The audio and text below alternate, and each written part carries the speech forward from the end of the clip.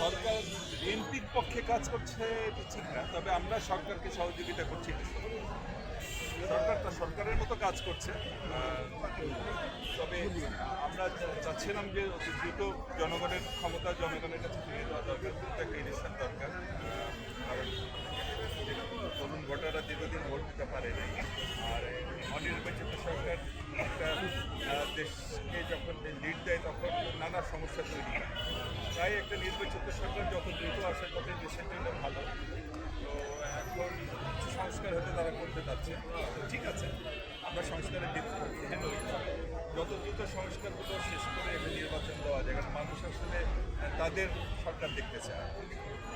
অনির্বাচিত সরকারকে মানুষ ক্ষমতায় দেখতে দেখতে মানে বিরক্ত হয়ে গেছে। 15 বছর তো ওটার ভোট ছিল না, ভোটের নামে প্রহসনের মাধ্যমে একটা অনির্বাচিত সরকারই হাসিনা লিড দিয়েছে। এখন ইংলিশ সাহেব বেটার ম্যান, অনেক গুণী মানুষ, দেশ বরণ্য মানুষ। উনিও যদি বাংলাদেশের যে হারিয়ে যাওয়া ভোটাধিকারগুলো দ্রুত যদি ফিরে দিতে পারতেন তাহলে দেশের মানুষ খুব খুশি হতো।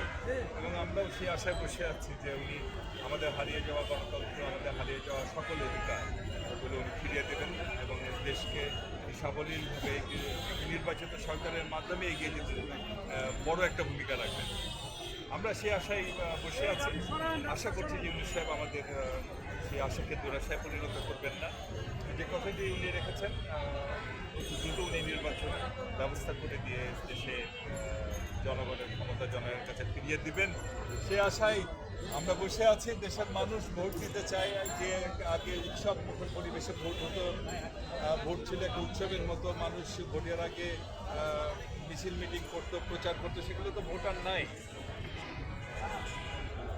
পক্ষ বিপক্ষ পাশাপাশি মিছিল করে যাচ্ছে, একজন আরেকজনের পক্ষে স্লোগান দিচ্ছে।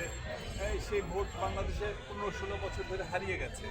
এই ভোট আবার জনগণ দিতে চায়, জনগণ আবার দেখা যাক।